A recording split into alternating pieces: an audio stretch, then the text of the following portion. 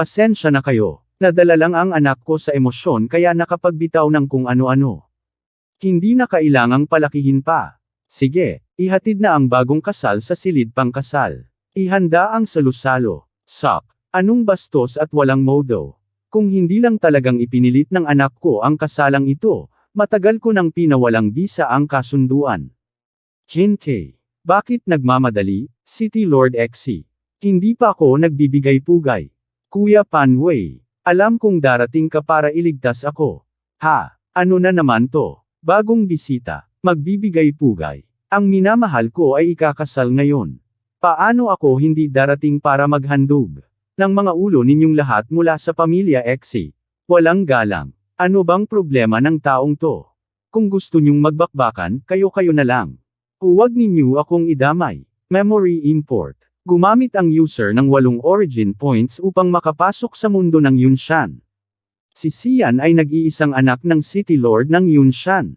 Isang tamad, lasenggo, at basagulero na ayaw mag-ensayo ng martial arts. Ikinasal siya kay Luo Xiaoyun, anak ng isang mayamang negosyante. Tandaan, pag-aalay sa tiyan, isang sinaunang kasunduan kung saan kapag nagdalang tao ang dalawang pamilya at isang lalaki at babae ang isinilang, ipagkakasundo ang kanilang mga anak sa kasal paglaki. Ngunit nang lumaki si Luo Xiaoyun, umibig siya sa isang katulong na si Pan Wei at nagtanan sila. Hinabol ng mga pamilya Xe at Luo ang dalawa. Nakuha nila si Luo Xiaoyun at ikinulong, ngunit nakatakas si Pan Wei. Sa kanyang pagtakas, natagpuan ni Pan Wei ang iniwang pamana ng isang sinaunang sword demon at biglang naging isang dalubhasa. Sa loob ng 3 taon, sunod-sunod ang swerte at lakas na nakuha ni Pan Wei, kaya't ang mga ipinadala upang hulihin siya ay napatay o malubhang nasugatan. Sa takot ng pamilya Luo sa kahihiyan, minadali nila ang kasal ngayong araw. Ngunit nang mabalitaan ni Pan Wei, mag-isa niyang sinugod ang Yunshan, tangan ang kanyang espada. Tunay ngang kakaiba ang Vajra Finger ng pamilya Xe. Ngunit tandaan ninyo, habang mas malakas ang kalaban, mas lalo akong lumalakas. Sa halip, napakinabangan ko pa ang labanang ito. Babalikan ko kayong lahat, sa loob ng 1 buwan. Tandaan, ang Vajra ay isang sagradong sandata na sumasagisag sa katatagan ng diamante at kapangyarihan ng kidlat. Wala naman siyang laban. Ngunit ang yabang niya, ayaw amining natalo na siya. Labis-labis ang kumpiyansa niya sa sarili. Sa loob ng 1 buwan, ang Vajra Finger ng Lord Xe ay kayang iselyo ang daloy ng enerhiya ng kalaban. Kapag tinamaan, hindi makakagalaw ang panloob na enerhiya sa loob ng kalahating taon. Ano to? Bakit parang si Pan Wei ang bida, at ako ang kontrabidang pampalasap sa kwento niya? Pero mabuti na rin. Dahil sa kagagawa ng makong na to, may oras akong magtipon ng mga kakayahan. Kapag sapat na ang origin points ko, tatakasan ko ang kwentong ito. Bakit hindi na lang sinunggaban ni Lord Xe ang pagkakataon para hulihin siya? Siguro, ayaw niyang madungisan ng dugo ang kasal. Pero, ang anak niya ang siguradong magdadala ng walang katapusang problema sa hinaharap. Loading quest. Nagalit ka sa anak ng Diyos. Tapos ka na. Pesyon, hanapin ang paraan para makaligtas. Patayin si Pan Wei sa loob ng 1 buwan at iligtas ang pamilya Xe. Gantimpala, maaari mong maiuwi ang lahat ng kapangyarihan mula sa mundong ito. Parusa, mawawalan ka ng lahat. Anak ng Ama, mahal kong ama, ayos ka lang ba? Sa mundo ng Yunshan, hawak ng maharlikang pamilya at iba pang makapangyarihang angkan ang karamihan sa martial arts at paraan ng kultibasyon.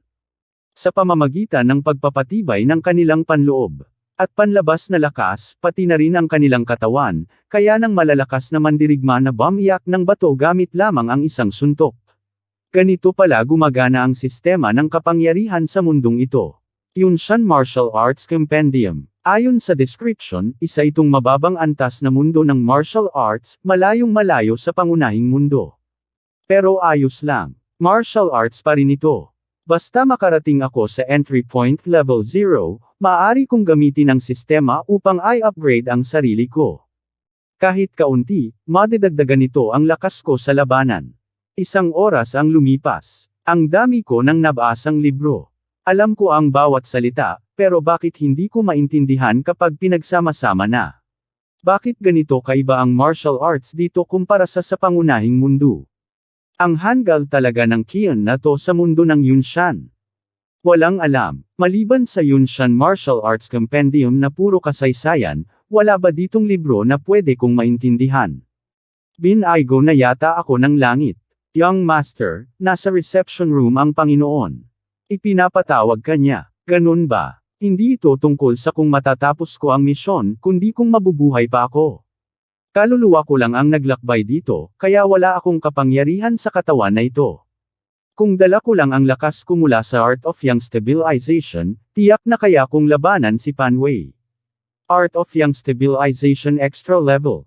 Naramdaman kong nasa estado ka ng paglalakbay ng kaluluwa. Bawal ito rito. Narinig ko, tinalo ni Pan Wei ang Panginoon kahapon. At binalaan pa niya, babalik siya sa loob ng 1 buwan upang ubusin ang buong pamilya Exe. Sa bulwagan ng angkan ng Exe. Nagpunta ako rito upang bisitahin si Lord Exe.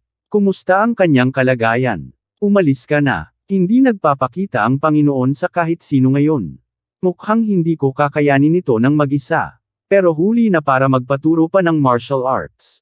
Wala akong ibang magagawa kundi umasa sa Ama ko sa mundong ito. Ama, narito po ako. Nandito ka rin pala, Ginoong Luo. Tamang-tama, pinag-uusapan namin ang kasal mo kay Xiao Yun.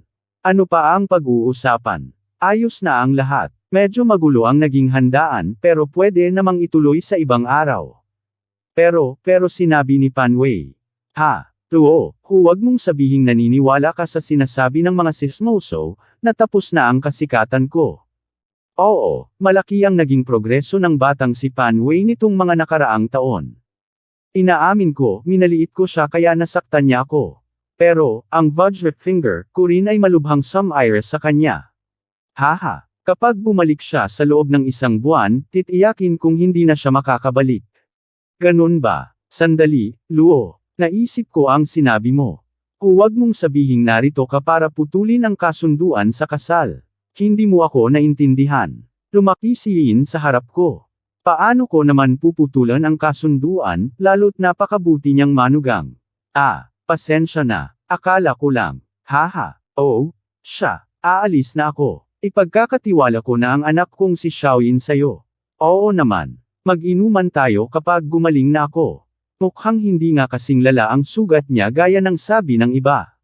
Pero kung bumalik si Pan Wei sa loob ng 1 buwan, gaano kalaki ang tsansa niyang manalo?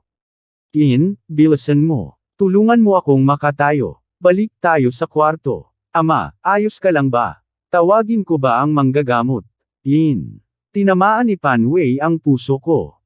Nawalan ako ng lahat ng lakas. 3 araw na lang ang natitira sa akin. Kapag namatay ako, ang mga buwiter, kasama ang biyenan mong si Luo, agad nilang tatalikuran ang pamilya Exe para sumipsip kay Pan Wei. Kaya, ngayong gabi, dapat kang tumakas sa pamamagitan ng lihim na lagusan sa likod ng bundok. Ama, dalhin mo ito, ang pinakatatagong lihim ng ating pamilya. 100 taon na ang nakalilipas, isang ninuno natin ang nakakita ng bumagsak na bulalakaw. Sa loob nito, natagpuan niya ang mahiwagang jade tablet na ito. Kapag hinawakan mo ito at naramdaman, may ipapasa itong hindi maipaliwanag na martial arts sa iyong isipan. Ngunit, iilang salita pa lamang ang ipinakita nito. Kahit ilang henerasyon na ang lumipas, wala ni isa sa pamilya natin ang nakatuklas ng lihim ng tabletang ito o nakaabot sa kabuuan ng martial arts nito. Ngunit dahil sa iilang salitang nakuha natin mula rito, na ipamana natin ang nag-iisang daliri ng Vidra, ang pundasyon ng lakas ng ating angkan. Ngayon, ipinagkakalob ko ito sa iyo. Naramdaman mo ang kakaibang enerhiya. Nahanap mo ang Ancestral Heavenly Jade Tablet bilang ng paggamit isa sa isa. Isang produkto ng mataas na antas ng Celestial Civilization, pansamantalang gamit para sa Ancestral Secret Martial Arts. Bagamat ilang beses nang ginamit ng mababang uri ng nilalang, hindi ito naubos dahil hindi umabot sa pamantayan ang kanilang espiritual na lakas. Ngunit ang espiritual mong lakas ay pasado. Nagsisimula ang paglipat. Martial Arts Collected Level 0. Umalis ka na, anak. Bibigyan kita ng 3 araw pa. Huwag mo akong gantihan. Ang importante, mabuhay ka. Hanggat hawak mo ang tabletang ito, muling babangon ang ating pamilya. Ngunit ang tablet ay basag na. Ama, Ayos ka lang ba? Nakuha, origin points 0.01. Exizin ang Panginoon ng lungsod ng Yunshan. Bagamat marangya at mayabang, hindi niya inaapi ang karaniwang tao. Siya'y tahimik na namumuno, maingat sa kanyang mga galaw. Sa lungsod ng Yunshan, si Xian, ang anak niya, ay kilala sa paglagi sa Red Light District. Maraming nandidiri sa kanya, ngunit walang nagrereklamo. Ngunit sa loob lamang ng isang araw, napuno ang lungsod ng mga paunawa.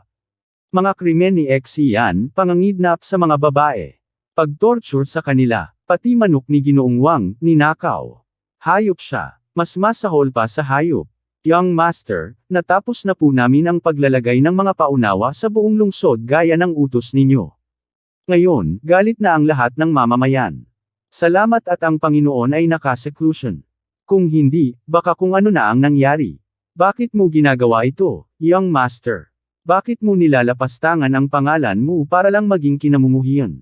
Hindi pa sapat, kailangan ko pa. Mag-isip pa tayo ng mga kasalanang isusulat. Oo, Young Master. Bilang isang mayamang spoiled brat, bakit hindi nag-abuso ang orihinal na Xian? Sayang, babawiin ko ngayon. Pero, dahil hindi ako harapang kinamumuhian, mabagal ang pagkuha ko ng origin points, 0.00001 lang bawat galit nila. Origin points 3.12345. 3 puntos. Pero sapat kaya ito para i-upgrade ang Finger of Nirvana. Kahit mababa ang antas ng martial arts mula sa tablet, bahagi ito ng Immortal Domain, hindi ko pa narinig kahit sa pangunahing mundo. Natitirang origin points 3.12345. Skill Mastered, Finger of Nirvana Level 0. Epekto, nakagagaling ng karaniwang sugat at sakit sa mababang antas ng mundo. Dati, kulang ang 2 puntos para mag-upgrade. Subukan natin ngayon. Upgrading. Upgrade successful. Skill Mastered, Finger of Nirvana Level 1. Epekto, mas mabilis na paggaling ng sugat at sakit sa mababang antas ng mundo. Nakakagulat. Mainit-init ang pakiramdam, pero hindi ko kailangang gumamit ng panloob na lakas. Mahiwaga talaga, Immortal Skill, nga. Noong level 0, tuwing 12 oras lang ako makakagamit, sapat lang para pahabain ang buhay ni Ama. Tingnan natin ngayong level 1 na ako. Ama, narito akong muli. Anak, lumayas ka. Hindi mo ako matutulungan. Ama, pakiusap. Huwag niyo akong itaboy. Narito ako upang pagalingin kayo. Sinabi ko na, ang pakialaman ang sugat ko ay walang silbi. Ama, pakiusap, manatili kayong kalmado. Gagamitin ko ang martial art mula sa Jade Tablet. Sok. Naiintindihan ko ang malasakit mo, anak. Pero, Finger of Nirvana, Level 1, activated. Isang malambot na liwanag ang bumalot kay Exizin. Tumigil ka sa pag-igi. Tanggapin mo ito. Finger of Nirvana. Matanda kang inosente. Ang teknik ko'y magaspang, at wala akong alam sa mga acupoint. Basta't matamaan ang sugat, ayos lang. Ang mahalaga, gumagana ito. Sino ba ang may pakialam kung tama o mali ang paraan? Finger of Nirvana, activated level 1. Kahit nasa level 1 ako, limitado pa rin. Naagapan ko ang sugat at nailigtas ko ang buhay niya. Ngunit hindi ko maibabalik ang nawala niyang lakas. Mukhang kailangan ko pang mag-upgrade kung gusto kong lubos siyang gumaling. Origin points 0.12345.